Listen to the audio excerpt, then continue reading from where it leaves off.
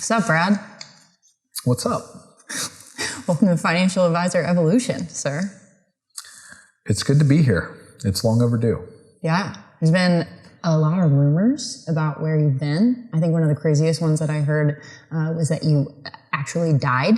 So it would appear as if that one wasn't true, but it'd be time to set the record straight, right? That is one I had not heard. I'd heard quite a few different ones, but that's a first. What's the favorite rumor that you heard about where you've been? The favorite one I've heard, I've started about 18 different businesses in the last 2 years with a number of different business partners and a number of different investors. How are they going? Well, that's a good question because as far as I know, none of them exist, the rumors anyway. So, I think it's just a lesson in this industry. I mean, at the end of the day, this is a really big industry that's really small. Yeah. And so, one of the things that's always, I think it's part of my small town upbringing is just treat others as you want to be treated. And I find that the rest of itself, the rest of the story works itself out. And so I always, maybe this is a growing up, maturing thing, but I remember I really used to worry about what other people thought and conversations being had. And at the end of the day, you can't control any of it. Mm-hmm. So maybe it's the stoic in me. I just try to worry about the things I can control, and that's me. If I'm at my best and if I'm lucky, that's a big undertaking by itself, and not worry about the rest. The rest will play out, and just show up how you want to show up, be who you want to be, treat others as you want to be treated. And I find that's taking care of me to this point. So I plan to stay down that path. 100%. That's a great place to start. So that's kind of the big question, right? Where have you been? Where have you been? You had an amazing last chapter. I can't imagine it was an easy decision to move on from that chapter. Amazing life, amazing success. What happened? Where have you been? What type of decisions have you had to make? And what does the future look like? Yeah, I mean, everybody that I guess knows me, and who knows who's listening to this show. So maybe there's some advisors that listen to my prior podcast, The Elite Advisor Blueprint. Maybe there's some tuning in. This is their first time. I was in a really good spot, really fortunate, really grateful. At the age of 26, I left the corporate world, worked for a little company called Payless Shoe Source that's now no longer around, and jumped into the world of finance and was fortunate, worked for a cool company based out of Topeka that went from a really small thing.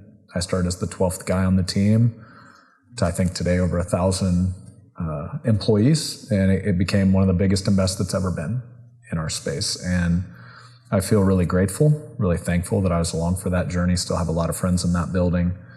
And that's why it was so hard to leave, because it was a really good thing. And at the end of the day, those that know me, advisors I worked with over the years, friends, whatever I do, my wife jokes, I'm all in or I'm all out. Maybe it's the Enneagram 7 in me, call it the addictive personality, whatever you want to call it. But if I'm in on something, it's like a light switch. It's on or off. And it just reached a point to where I knew there was something calling for me for that next chapter. And that's not discrediting anything from that chapter, because without the previous chapter, it wouldn't have set up this chapter for me. So just really grateful. And it took a lot of conversations with my wife, a lot of reflection, a lot of figuring out what do I want to do with my short time on this planet. And I've never been a guy that stays complacent. And I just felt like I'd kind of reached the ceiling of what I could achieve. And so for me, it was really scary. And it was really, it was hard. It was a lot of friends. People I knew for a decade plus as clients, coworkers. And I'll tell you who really helped me make the decision was my kids. That's the truth. We have a little ritual, and it's called What's It Mean to Be a Johnson Kid? It's a little nighttime ritual that I've done with all three of my kiddos. And I think my daughter Nellie was 2. And I said, hey, what's it mean to be a Johnson kid? And I wrote down everything they said, which was pretty cool. That was some pretty cool wisdom. So your kids defined what it meant to be a Johnson kid? Yeah, like wow. for me, it's one thing for me to tell them. Right.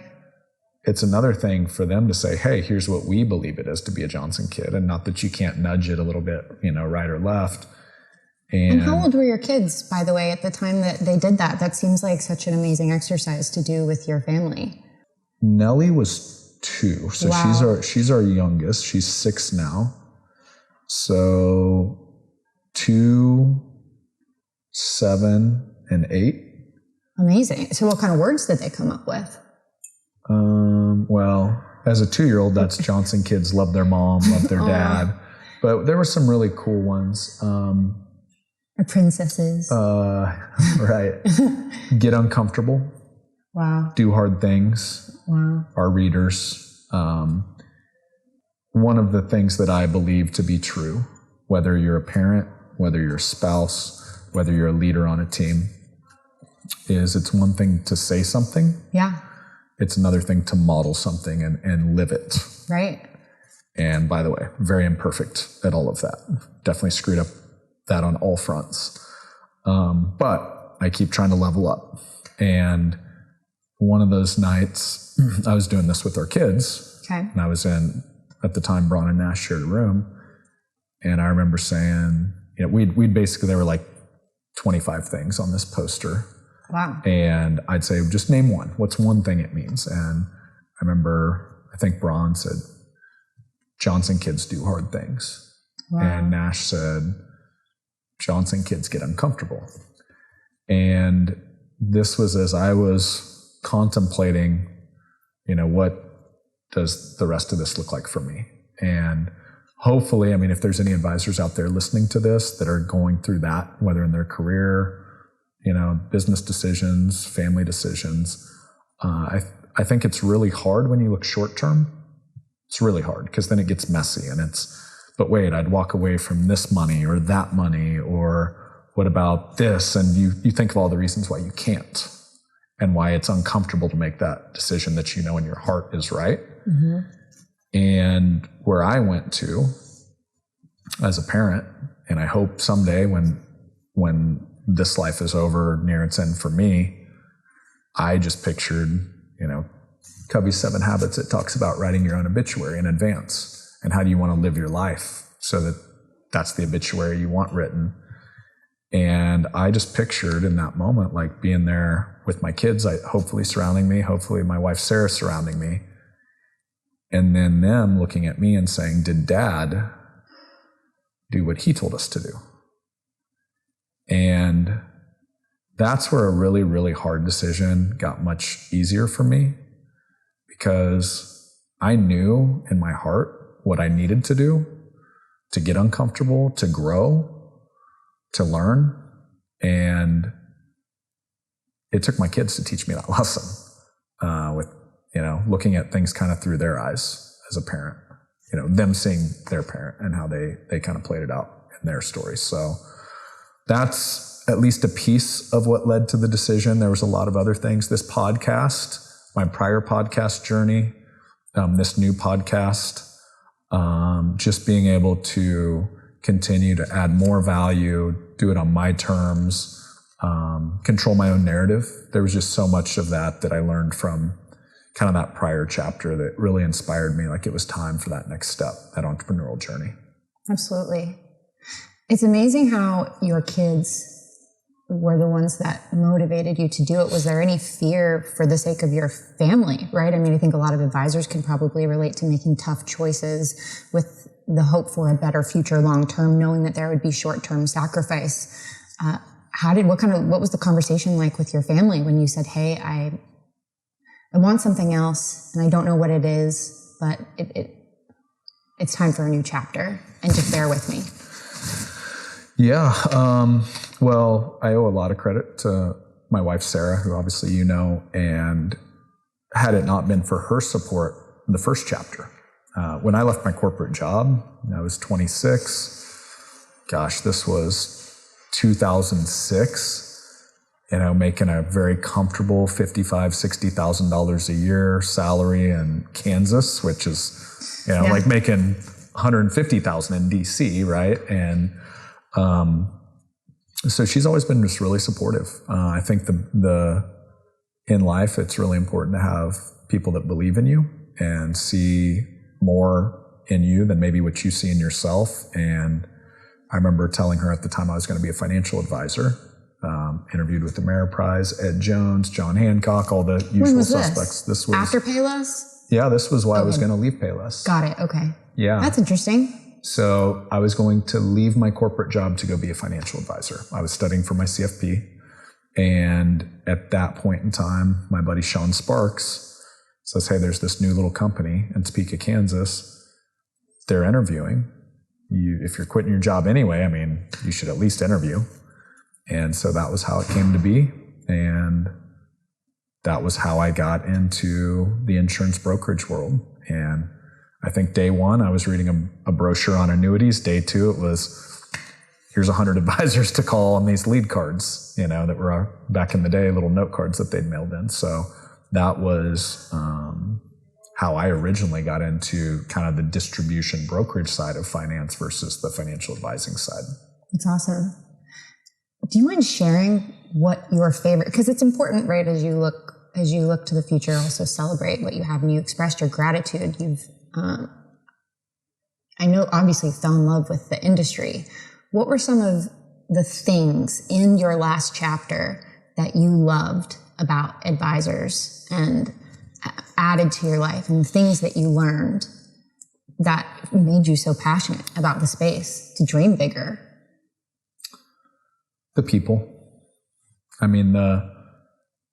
the core, and I know a lot of businesses, you would say it's the relationships and the people. But if you really look at financial services, I personally believe the only career that could potentially have more impact on human beings and their lives is potentially like heart surgeons or, a doctor that's physically saving lives. And if you look at like the next step from that, it's how do you take people and empower them around money decisions that quite honestly can have generational impact, not just the individual you're sitting across from, but their kids, their grandkids. A great financial plan is one of the most powerful things, in my opinion, that you can create for a person. And it was really, I just fell in love with the advisor. I fell in love with the industry. I saw the impact that great financial advisors can have. And it was that every day was different because I had entrepreneurs I was coaching. So there were business problems that got in the way of that. There was, well, how do I market to the right prospect so that I can truly help them? How do I, once the right prospect walks through the door, what process do I walk them through to simplify something that's really complex that a lot of people have a tough time getting their hands around? And then once I do that, once they say yes, and I build the plan, how do I love on them? How do I take care of them? How do I shepherd them through all of those changes in retirement as, they lose a spouse, as they, have an illness come up that nobody can predict? And I think it's the most noble work out there. I think it's awesome that I can come to work every day and help great advisors build great businesses that can help more people. Because at the end of the day, that's what great advisors do. It's not about some product they're selling. It's not about some new asset management strategy. It's about great advisors help great clients and inspire them that they can do more in retirement. Create freedom, really. That's what it's about. I'm not surprised to hear you say that about the relationships. I know there have been relationships where you would go on joint vacations with the advisors you worked with and bring your kids together to Disney. So I can't imagine it was an easy decision with all of it coming in consideration. So let's go to the day that you quit, right? Did you know that you were going to have to stop the podcast? Did you know what your next step was? Did you know where your next check was coming from? Did you know what the future looked like? Wasn't it right before your 40th birthday as well? It was the week. It was the June 9th of 2020 was when I sat down and said, hey, I think it's time for the next chapter for me. Oh, COVID year too, right? Good times. Yeah, it was right. And I think COVID was part of it. I think gave everybody space that was used to flying all over the country. It interrupted the normal business pattern for everyone, good and bad.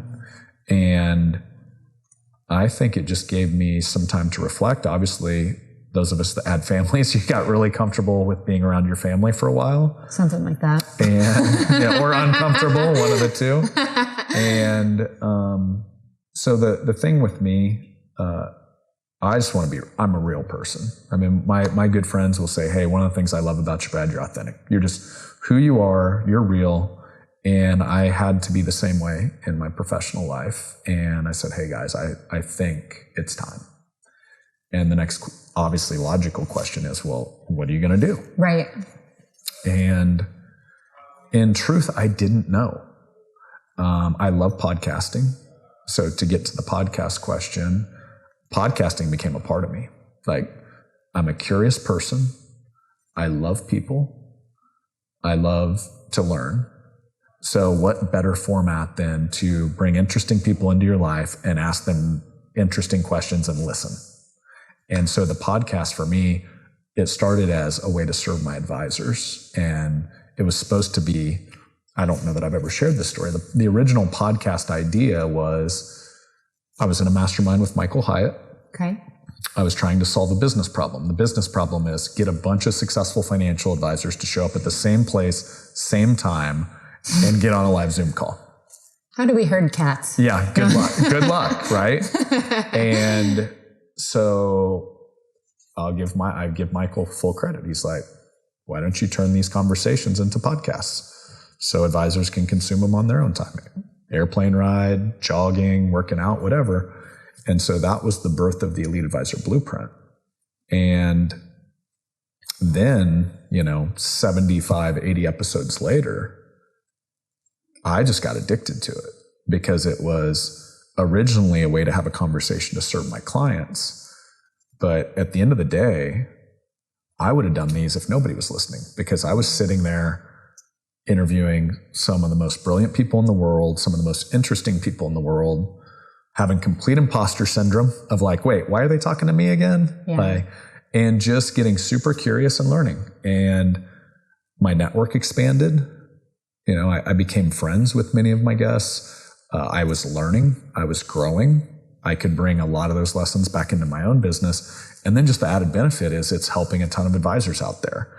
And so to circle back, I didn't know. I was like, I might podcast for a couple of years, and I took time.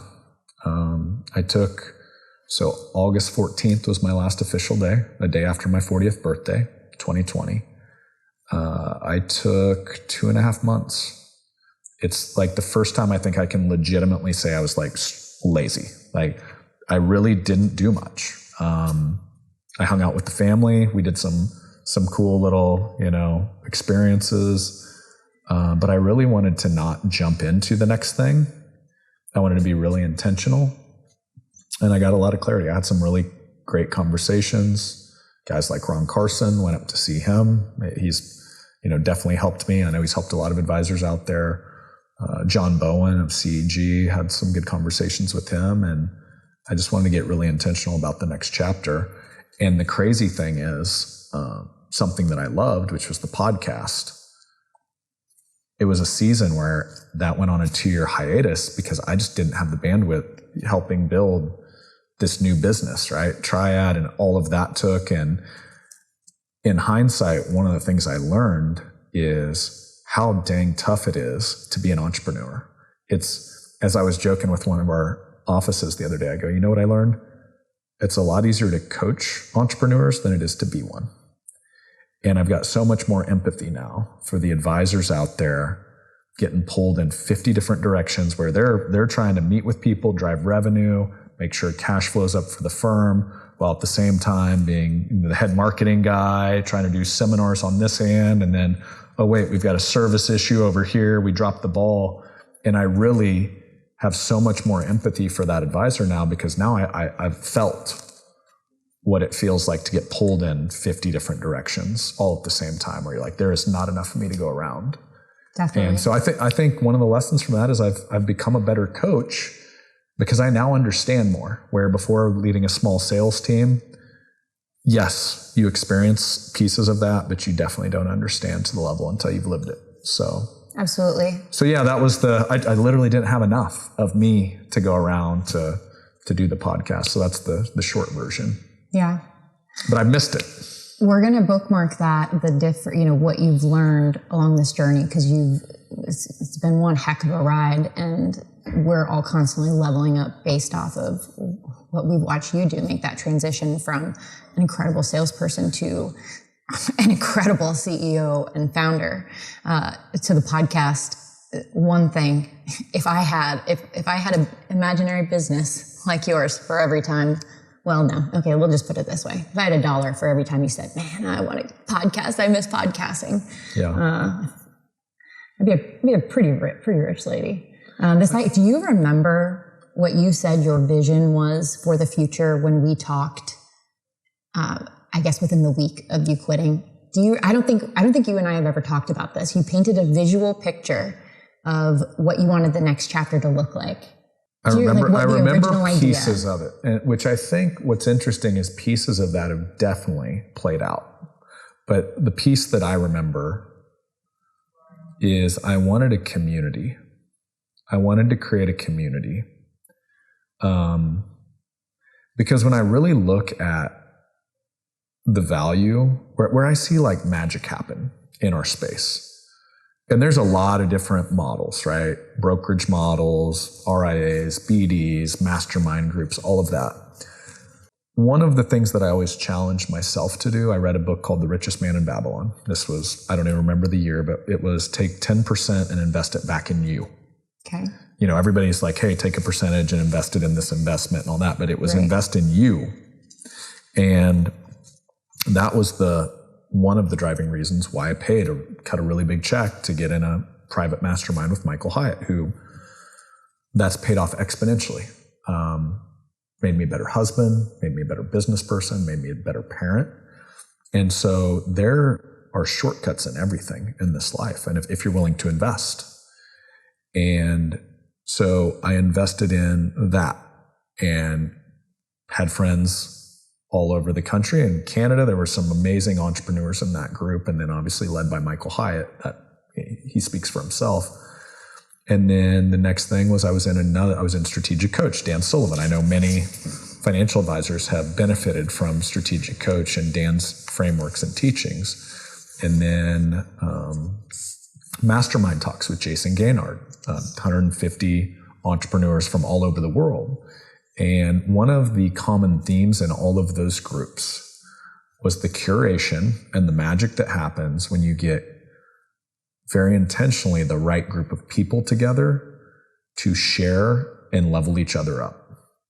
As Jim Rohn says, you're the average of the 5 people you surround yourself with. So what if we looked at doing that very intentionally in our space? And I'd seen pieces of that where sometimes it was done intentionally, sometimes it was done unintentionally. But one of the things I hadn't seen was the ability to say, you're not a fit. Oftentimes it was premium that drove all decisions in this business. As an IMO inside of the annuity space. Exactly. Premium. It was, okay. And honestly, a lot of groups would say, hey, we only work with groups at this level. But the truth was they worked with anybody that had a case to write. For sure. And the question that I remember high level, this was very infancy stages, so tell me if I'm misremembering any of this, was what if that wasn't I think it's important, by the way. I think it's important to get great business people in a group, because like if you're not hitting a certain level of business, 100%. then it's kind of like they're not leading out what a portion of success is. But on the flip side, what if you intentionally curated the group based on the caliber of people and human you want to be around? Like, who do I want? We did a summer event, at the montage. Who do I want my children to look around the table, and when they say, Dad, I know you tell me that all the time, but now their fun uncle, Derek, or Anthony, or a number of the other amazing people that we work with say the same thing, and now it's cool because the fun uncle said it, right? And so for me, it just was like, what if we looked at this from all types of different angles on what sort of community we could create if it was done really intentionally for the right reasons, to where everybody's just proud to be a part of it, you know? And I do remember the beginnings of that conversation. I think it was more ideation, but it's been really cool to see pieces of that already start to play out in the magic. Yeah, this is kind of crazy because the mental picture that I had while I waited for you to figure out what you were doing so I get hitched to your bandwagon was the mental picture that you painted. The vision is amazing. Talk about the power of a vision. And that could be something we can talk about. Was that you said, I don't know what I want to do, but what I want to be able to do, right? Don't know what I want, but I kind of know what I want. I feel really convicted about this, is exactly what you just said. So it's really cool that it's the same. You painted a picture of renting a villa in Italy for a month. You said, where I can bring in some of the best, brightest, smartest people on the planet, the Michael Hyatts of the world. And this is not promissory. This was a vision from 2020, of course. And advisors can come with their families, come and go. We're all staying on the same property, and we have intimate access to these experts and an amazing opportunity to do life together. Yeah. Do you remember that vision in Italy? Yes, I do remember that. And by the way, I still want to do that. Yeah. The word you just said that I think is a really important word is access. And I think there's a lot of really cool events in our industry. I've been to a number of cool ones that I've learned so much from. And the thing, though, that I see a lot is you have some amazing keynote. They come on stage for an hour. They blow your mind. You scribble notes as fast as you can scribble them. We've all been there, right? And then you've got all the intention in the world to go home and feed this to your team, or, hey, I've got my top 3 action items to implement. The biggest thing I've found, though, yes, that's important, but the accountability on the back end, and the one thing I found with access, so you mentioned Michael Hyatt, strategic partner in the community, like in the community, not like keynote, disappear into the green room, never to be seen again, is when you can go deep and do repeated reps. It's like going to the gym. Go do one hour workout and see how fit you get. Or if you've got a trainer that's literally showing up and you have a training regimen that you're on, the breakthroughs don't come in the first workout. They come in the first month, the second month, the third month of repeated reps. And so access to me, Chris Smith is another example of that. All of these were from the podcast, right? It's, I heard the Chris Smith episode. That was insane. Oh, I learned so much. I re-listened to, I had people that listened to that episode 3-4 times. And I'm like, well, what would it look like then if you brought a guy like Chris Smith into the community to teach, to help lead sessions, and to go deep, not with just the advisor, because the whole other aspect is we forget about the team. Like any advisor I've ever seen that scaled any business that's worth anything, it becomes less about the advisor over time. It becomes more about the team and empowering the team and leading the team. And that's a whole nother conversation, is how often our industry leaves the team behind and does these amazing events for advisors, but then it's like now they go home and now their team's like, whoa, buddy, hey, we're trying to run a business and you just tried to get me to change our entire business model in the next week. That's interesting.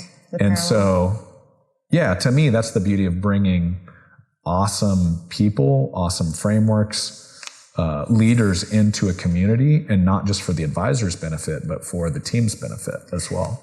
So this feels like a really great transition. We'll summarize first, right? You're at Payless, 26 years old, fell in love with the industry, joined an amazing company that you're extremely grateful for, built incredible relationships. You probably grew up with it, right? And you fell in love with the industry and saw that there may be opportunities to potentially improve it, or at least just for you to operate in the industry on your own terms. So you take the leap, right? You take the advice from your kids. You go completely AWOL meaning like radio silent. Grow your hair out. Everybody freaks out. What have you done with your hair? Please cut it. Little did I know crisis, how big of a he's conversation piece that would be, by the way. Oh my goodness. Hey, advisors, if you're listening out there, if you just really want to shake things up with your clients and team, just don't cut your hair for 2 years. It's going to create some just incredible conversation around just that by itself. Right. Very like startup, like San Francisco tech vibes. So you make the leap. You make the incredibly tough decision. You jump ship on your podcast, which I think by the time you left was one of the top podcasts in the industry, is iconic. You would never say that, but I will say that for you. Advisor Blueprint was iconic. It's an amazing show. Radio Silent took the time to figure out what you wanted, and you went through this evolution to do hard things and get uncomfortable as a Johnson, right? Mm-hmm. So we renamed the show, right? Show's a little bit different than it was last time. New podcast is Financial Advisor Evolution. Feels like a great time to talk about the name. I know you're really intentional about the name of the show. Can you, in the spirit of talking about, focusing on the team and intimacy and being able to scale and what it means to be a leader as an advisor, can you talk a little bit more about the concept of the financial advisor evolution and some of the challenges in the industry? Yeah. That you'd like to solve? Yeah. So the name wasn't by accident. We put a lot of hours into it. Thank you. Thank you to you, Kristen. One of your gifts, and those that have followed you on LinkedIn, you're as passionate as anyone I've ever met about this industry. And so it was really cool to go into ideation mode and kind of just talk through like what is the vision for this show? I mean, the truth be told, the Financial Advisor Blueprint, yes, I did put some thought into that. In fact, I used Dan Sullivan's unique naming guide to get to that. And that was, how old was I? Probably 34, 35 when I started that show. Wow. So it wasn't like I was a newbie, right? But it was just jump in and figure it out, right? Which is a whole nother, like, get uncomfortable. Like, all my growth personally has come from just getting uncomfortable. I thought there was an idea there that could add value to the advisor community that I was directly working with, and I found out over time it added value to a lot more advisors. I had one gentleman in Sweden that connected with me on Facebook, advisors in Australia, advisors in Canada, and like it blew me away that the value it created with me just like, I'm just a small town Kansas kid with a $60 mic off Amazon, just trying to have interesting conversations, right? And as I thought about the next evolution of the show, what I'd seen play out, my own personal evolution, yes, but also COVID happened. A lot of advisors had to evolve. Yes. Literally that threw everybody's marketing plan out the window. Then I saw this other evolution happening in our space. One of the biggest things that advisors struggle with that we're facing head on right now is, like, if you go back to 2007 when I got in this industry, most of my clients were solo advisors trying to figure out how to market. Okay. Dinner seminars, radio shows, TV shows. Now that's evolved into podcasts, YouTube videos. So there's been an evolution there by itself. And then it was, hey, once I get these people to come in and meet with me the first time, how do I actually like say the right thing to help them understand I can help them so they say yes and become a client? And then wait, once I do that a couple times, how do I like hire a team so I don't go crazy because I'm doing everything here and I can't keep up? So it was like very advisor-centric, solopreneur focused. Sure. And I feel really fortunate because that first chapter, I was right there alongside of them as a student, like just scribbling notes, being humble, being curious. How'd that work? Hey, I bet that will work for this other guy I work with on the East Coast. And so much of my growth came out of that journey. But then I saw the next evolution of that, which is these advisors have now reached this success to where this founding advisor, a lot of advisors that we work with are partners. And now they're like, wait, now I'm capped out. How do I take 10, 20, 30 years of knowledge and train the next generation of advisor?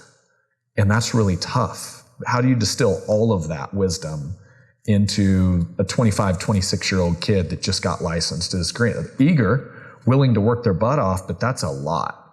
And so for me, the financial advisor evolution, I didn't want to limit the conversations that could be had on the show. So a lot of what worked on the prior show, I plan to have incredible guests, have incredible conversations, long form, just like last time, because I feel like the gold comes out once you've settled into a conversation. But to me, evolution is big enough. We can tackle all kinds of things. We can tackle the digital evolution from brick and mortar to digital that's happening right now. We can tackle the face-to-face appointments to Zoom appointments that's happening right now.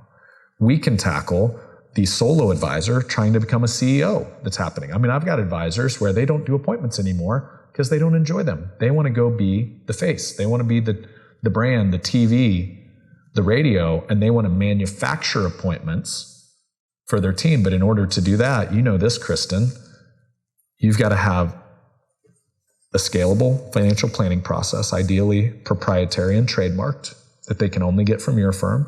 You've got to have a systematized appointment process, a first, second, third. You've got to have a systematized service model. And you look at any company that's ever scaled to any level, how they did it is they had to put systems in place that allowed that to happen. And so I see all of these evolutions happening, and that's just a handful off the top of my head. But to me, the only constant is change, and the very best advisors that I work with constantly evolve, and they're constantly challenging the status quo. And I was like, what if we just did a show where that's all we did was challenge the status quo of how you evolve as an advisor? What that means today will mean something very different 5 years and 10 years from now. And to me, that felt like, okay, I'm on board with that. You know me, I like to geek out on that 100%. Stuff. So you do too. And so to me, that felt on brand and something that I can sign up for the long term. And you're not going to take any more like 2-year hiatuses, right? In the financial advisor evolution, is that in the plans? Well, grow your hair down to your knees. I can't predict the future, but what I can say, the format of the new show, one of the things I'm excited to do is have you on the team, because I know one of the things that really did not allow me to get as many shows out as I would have liked to was I was the constraint. I was the one that was getting in the way of getting the shows out. And obviously I had a great team, you know, Charlie and a lot of the team behind the show. So shout out to you, Charlie. Couldn't do it without you. And he's obviously on the team for this round. But I'm really excited that I can just have incredible conversations with incredible people. And now I have a team where we can start dropping episodes just on a much more consistent basis, because to me, that's fun. And we can just add even more value out there in the advisor community if we do that. 100%. No doubt about it. You mentioned a couple things in a quick rapid fire about some of the big opportunities you see in the industry. One of them, I think all relate based off of a business analogy that I've heard you share. And I'd love to revisit that with you. You mentioned a proprietary process. You mentioned systems. You mentioned trademarking. But can we unpack that a little bit? Can you talk about why that matters and exactly what advisors should be thinking and what next steps they should be considering in regards to trademarking? I mean, trademark for what? Processes for why? Yeah. I did an episode on my prior life that was just kind of like on a whim. It was titled Process Over Product. And one of the things I think is a talent I have. And I'm not like an arrogant person that's like, I'm the world's best at this or that. But one of the things that's been shared with me by just a number of coaching clients is like, Brad, one of your strengths is you see all of this stuff happening out here and you pull themes out of it. Definitely. And identify, wait, this is a core thing 100% that should be a thing that could make a massive impact regardless of marketplace. And I was it's Malcolm Gladwell, 10,000 hours. At this point, I think I've done 30,000 plus hours of one-on-one coaching calls with financial advisors all across the country. Different team sizes, different, how they build a financial plan. But one of the core themes that I've seen is we are in a very commoditized industry. I think no one would argue that, whether it's the insurance world, life insurance, annuities, the asset management world. And I don't care if you say I'm fee only. Guess what? So do thousands of other advisors. So if your flag in the ground is I'm a fiduciary, guess what? So is every other Series 65 licensed advisor in America. So if that's your value prop, to me, that's like a hamburger stand that says we have lettuce, tomato, we've got sesame seed buns, and like a hamburger, you can get that anywhere in America, just like you can get a financial advisor anywhere in America. And so... How dare you? I know. Hey, I said I'd be honest though. Right? So one of the biggest breakthroughs I saw is the advisors that got really intentional and, built a great financial plan. It all starts there. You've got to have the proper ingredients to a great financial plan. Okay. But income, investments, tax planning, healthcare, legacy estate, kind of the CFP standard plan. But the next thing is, how do you package that? The thing I saw happening, because I feel like this trend has already passed in finance, where it's like, hey, you need to name and trademark your financial plan. That was like a new thing 5 years ago. I feel like that's kind of gone through the industry in a wave. Like a lot of advisors have heard that before. But what's happened is, it's kind of like if we'll just use McDonald's. If I said, hey, I'm going to open a new hamburger stand. And then I just go to McDonald's website because they're my, leader in my space and my marketplace. And I just basically took a picture of the Big Mac, copied it, and said, hey, we do Big Macs over here. Well, number one, you'd get sued by McDonald's because they trademarked it. 100%. But you've just ripped off somebody else's recipe. Mm-hmm. And I see that happen so much in financial services where you don't actually take the time to do the deep work and say, wait, why are we different? What is unique and special about us? And then figure out what your secret sauce is, right? And then make sure you name a product and create a product, Productize, right? We've talked a lot about this as Chief Product Officer of Triad. So how do you take the unique things you do and turn them into proprietary products that only your company, your firm offers? But more importantly, not rip off somebody else's website and theirs is XYZ financial blueprint and yours is XYZ financial roadmap. And it's like a different color of paint on the same thing. But how do you get really intentional, really serious, and actually get a belief system, not just for you, the advisor, but for your team, where you say, hey, you want to know why we're special and why clients choose us? Let me tell you. Because the biggest thing is when you rip off somebody else's, you can't fake belief. I can't create something when in the back of my mind, I'm like, I just went to my competitor's website and just ripped off their deal and called it something slightly different. But where you can really inspire belief in your team, we've seen this happen with Do Business, Do Life. It took on a life of its own where our clients are now saying we're DBDLing, right? And we didn't know. We didn't know the things that we would do that would really inspire our clients and our team. But we were really serious and intentional about what was important to us. And it was really cool to see how that's transferred now. So, sorry, that's a bit of a soapbox, but I think the biggest thing is, if nothing else, naming it. But it's even more importantly, one of the reasons we went really boutique, where we're not working with everybody, is we wanted to go really, really deep on that work, because that is the absolute only way you can do it, is putting in the hours and the effort. And that is not a 30-minute phone call. That is a process to go through. And I know you've been instrumental in our first 100-day journey as an advisor at the firm. And so That's like super intentional, real work. And most advisors have never slowed down long enough to do it. 100%. So 100%. I'm very passionate about that, in case you can't. If there's a belief system, I believe that is a game changer for every advisor that has not taken the time to do it. Because I've seen it work in every market, at every size of firm, whether you have 2 employees or 40 employees. It works over and over. And to clarify, what works over and over, no matter how many employees you have, is having a product that is not an investment, it's not an annuity, it's not a life insurance, but it's your experience packaged into a product as the thing that you're selling. Is that what you're saying? Yeah, I mean, look at it this way. So productize, systematize, scale. Most financial services firms, the first time I talk to them, they say, hey, what's working for marketing?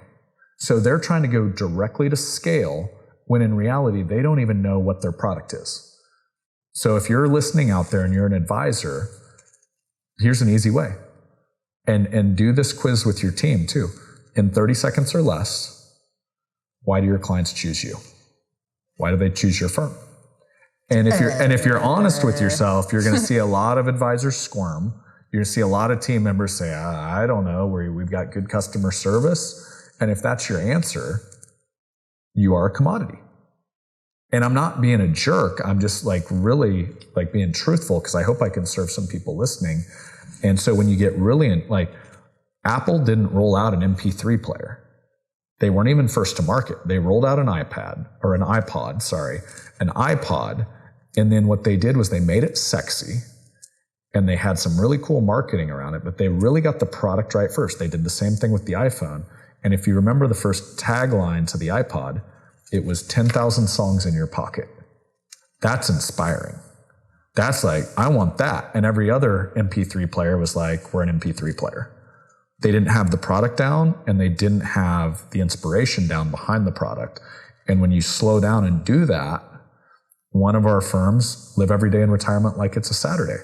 That's inspiring, not we build financial plans. And they're definitely not saying or at least Steve Jobs didn't say, we've got a thing that you can carry around in your pocket. It's about 4 inches long. And if you open it, you can scroll with your thumb. Just like I think a lot of advisors say, well, you can come to us and we can talk about taxes and we can do Roth conversions. And when you come in, we're also going to do some risk management and do the income planning. It's a completely different dynamic. It's a completely different conversation. The productized thing is a massive, I think, opportunity for our industry. And it's been really interesting to explore. And starting with the financial plan, and then start going from there to what is that client journey, just like we're productizing the first 100 days inside of the firm. Once you do it one time, you realize how it applies to everything. Everything there's so much that can become a product. Your approach to beneficiary reviews, right? Anything. Yeah. So I just think it's a very untapped opportunity in the space. But if you're really intentional about it, that's where that is to me, productize. Once you productize, think of the Big Mac. I know we overuse this analogy. I've got the recipe. Now I can systematize the creation of it. Once I systematize the creation of it, now I can scale. And so as soon as you productize, that's what unlocks everything. But most advisors never slow down and do the deep work to get there. All right. So speaking of naming, I don't even think you've said the name of this new chapter. So you did start a business, true or false? And if so, does it have a name? So Triad Partners is the new venture. Okay. Triad with the T? Triad with a T. Excellent. It's right here. In fact, funny story. We're actually just talking about the intentionality behind a brand. And so Triad Partners, if you deconstruct the name, 3 parties interconnected. A players only on the team, strategic partners in the community, full access. We already talked about Michael Hyatt and Chris Smith. Obviously, it's easy to see A players like yourself, the difference between, here's the key with A players to me. An A player is always free. What? An A player pays for itself. Oh, okay. Well, here's a really big thing that I've learned. A lot of financial advisors are great salespeople, but they apply all of the sales side to prospects, potential clients coming through the door, but not necessarily to talent acquisition and recruiting a best-in-class, world-class team. And one of the things, an A player is always free because an A player does the work of 3 C players. And also the other thing is if you have one A player and you want to drive them off, team them up with a C player and watch how frustrated they get. Watch when they have to do the follow-up. They have to check on the email they sent 3 days ago. Did that thing get done? And so if you want to build a high-performing team, you need to attract high-performing talent. No different than if you were going to win a World Series or a Super Bowl. It's the same concept. But if you look at the talent acquisition that most advisors focus on in this space, oftentimes what they miss is they're looking at it as an expense versus an investment.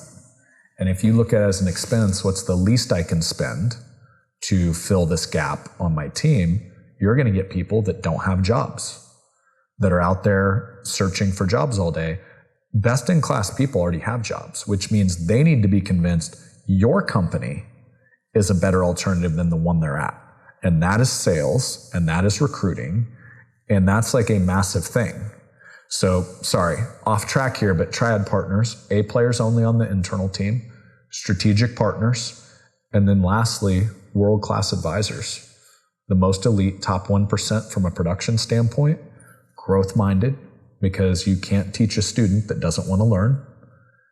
And number 3, we've already talked about it a little bit, DBDL, do business, do life. Life's too short for me and our team to work with people we don't want to hang with and do life with. And so what's really interesting is we got really intentional about what is the future of this community that we want to build. And we want to build it like a community, and a community is curated.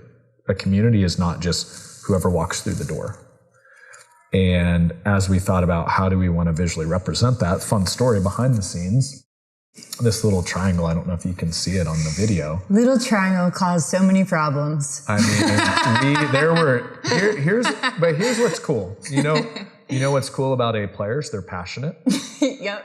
And there was a lot of passion in what is the logo that represents that, to the level of damn near a fist fight in our conference room right over here. Basically. Flip the table, and all of it. But what I loved about that, when you get A players together, and ideally you're communicating in a healthy, challenging way, not a, throw punches sort of way, it is amazing the magic that happens. It's like, I heard Steve Jobs tell a story one time when he was a kid growing up. He had a neighbor that was like the grandpa of the neighborhood. And he said, he told a young Steve Jobs to like come over. And these days you wouldn't be like walking to this random dude's garage, right? But he walks into this guy's garage and he has this old school cement mixer. And he tells Steve Jobs to go get a handful of these rocks from the driveway. He has him throw the rocks in to this little cement mixer. Okay. He throws like some dust in there and he says, come back tomorrow. Okay. So young Steve Jobs. Young Steve. This is a real story, by the way. This is a real story. Okay. Young Steve Jobs comes back the next day, and this guy reaches in there and pulls out these beautiful polished rocks. And Steve shared this analogy. He said, that's what happens when you get A players together, is the friction of them kind of, let's say, debating a healthy debate around topics, they polish each other. Sure. And I've seen that play out. And that, like, honestly, this logo was a piece of that. Now, there could have been a potentially healthier debate. Potentially. But the passion in that room, you can't fake that. And that's what happens when you get A players together and magic happens. And so we're going to do our very best to continue to attract the absolute best talent in the business, pay them a fair market value, which is higher than, because guess what? A players are expensive. Yeah, I was about to say. But they're worth it. A players are free, but they're expensive. But if you look in from a business sense, one A players, three C players. 100%. And C players turn over and quit and aren't there when the going gets tough. And so anyway, that's been a lesson. And by the way, we've screwed that up. We've screwed all of this up along the way. But that's the pursuit that we're very aligned and passionate about here. So we're going to wrap this up. I've got two last questions for you. But first, just based on, I feel like we can do this forever, but two last questions after this. It's so funny that you talked about some of the heated passion. Said like a true wordsmither. You definitely, it's definitely actually, you know what, an Enneagram 7 way of referring to it is the passion, right? I think that, I would love to hear your thoughts. I think that's been one of the most interesting things is really understanding the dynamics in between people, and the journey that we went through to understand that storming during team development is natural and something to be embraced, right? Yeah. Put three strangers together in a room and expect they're just going to have this eloquent conversation. It's probably not going to happen, right? I mean, human nature is it takes a while to build relationships, and we've definitely gone through our storming phase, which is, there's 4 phases of growth, and it's forming, storming, norming, performing, right? We talk a lot about that. We coach to it, and we went from 0 to 35 team members in about 2 years. So if you go into that thinking there's not going to be some storming, you're naive. But the cool thing is when you get intentional about, here's the role I need you to play on the team, and we're getting better and better the longer we do this at empowering, and as Ron Carson told me once in an interview, hire great people and get the hell out of their way. Not easy. We've got frameworks that can help. We talk about the 10-80-10 rule a lot. But I'll tell you, if you hire the right people, both skill set and culture, another framework we talk about a lot, skills can be learned. If they're students, if they're willing to work hard, culture's hard. Like, you kind of know, like, these are the type of people I want to be around. So if you don't have the type of people you want to be around on the team, that's a tougher leveling up conversation.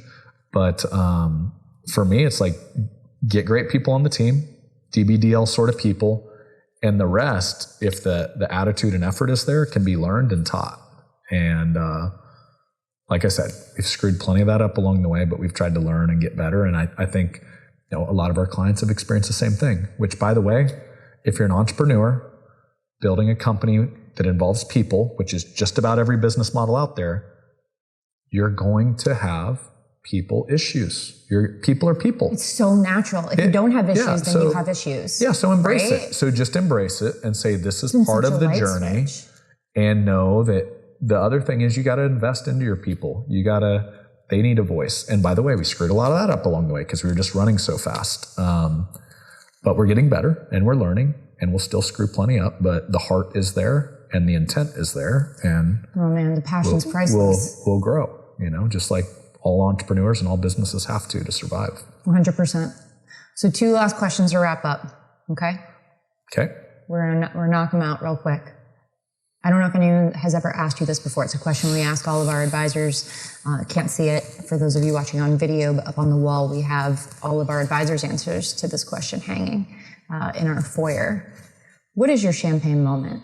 If you look out into the future and you can, we'll use the cliche, wave a magic wand over Triad Partners, your family, your relationship with Sarah, the friendships that you've built in this business and with the advisors that you serve, your health, based off of that leap that you took, everything that you gave up, what is that champagne moment? You made a lot of hard decisions, right? The first thing that comes to mind, because you didn't attach a time frame, so I'm just going to say, as I look out into the future, I want Triad Partners to be a business that makes our advisors and their teams' lives better. And I think most of our industry focuses on the monetary side of that, the business side, the revenue side, the more money in the bank account side, which, by the way, I'm not saying that's not important. But I want to create a community that blesses lives, creates more freedom, because we create sustainable business models that it's not this tug of war of, in order to grow my business, I have to sacrifice my family.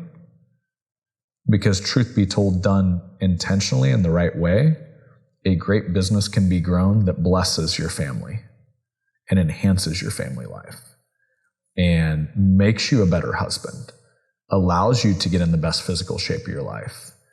And so there's so much that we have not even scratched the surface of, but what if you created a community that not only helped advisors grow great businesses that serve more people, but also they're in better shape a year from now, better physical shape.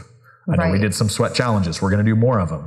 What if they had better relationships with their spouse because they learned the Enneagram? And I know we brought Ian Cron into the community, and now we're doing a DBDL session where they're leveling up their business communication with their team because they better understand all of the different personality types, but they're also leveling up their relationship at home, because guess what?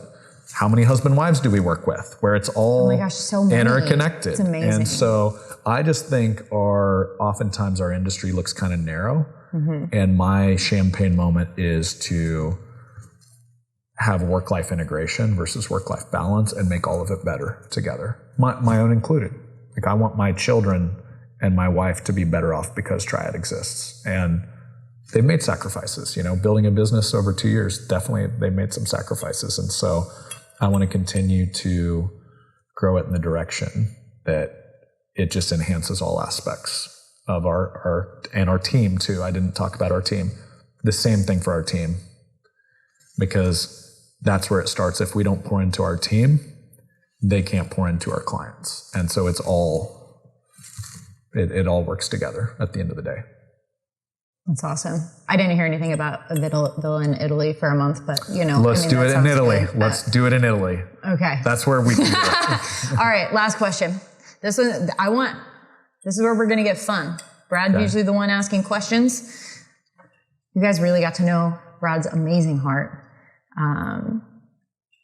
Let's throw a fun one out there. Brad is known, for those of you that have not had a chance to sit around a dinner table or a happy hour with Brad loves to bring, as the podcast interviewer, curious person that he is, a list of table topics and ask the most random questions and have really deep conversations about them. This one's for you. Okay. Last night we had dinner at Sean's house with two founders inside of the community and members of their team, because it's a team training. The guitar came out. One of our founders crushed it on the guitar, was missing a string. It was amazing. I should have paid to be there. It was great, quite the show. The idea came up of Triad Talent Show. I'm putting this on the air because I'd like to hold us accountable to doing it, because I think it would be very fun. We do a Triad Talent Show. What are you coming out on stage and working? What is your secret talent? Oh boy. Well, I'll give credit to a guy named Jordan. Oh, okay. I'm scared. I can solve a Rubik's Cube. Now, not quite as fast as he can. I think my best time was like 2 minutes to solve a Rubik's Cube. So I can solve an old school Rubik's Cube. That's one of my claims to fame, I guess. You build killer music playlists. You have great taste in music. I'm a great DJ. I can DJ a party. The guy on the aux cord is the talent. This is the real MVP. Yeah. That's probably boring. No, football coach. You could coach all of us with your son. I do like football coaching. Have us do burpees. Yeah. That would be a talent, getting all of our advisors and all of our staff CrossFit, to do talk burpees. Sports cards, talk wine. The beauty of an Enneagram 7, we have all kinds of interests for our energy. So, if you're out there and haven't taken the Enneagram, read up on an Enneagram 7. We're the life of the party. So something like that. We enjoy nice wine as well. So, well, cheers. Kristen, cheers to that champagne moment, man. I enjoyed the conversation. Here's Financial Advisor Revolution. Our Cabernet moment. Yes, let's Cheers. go.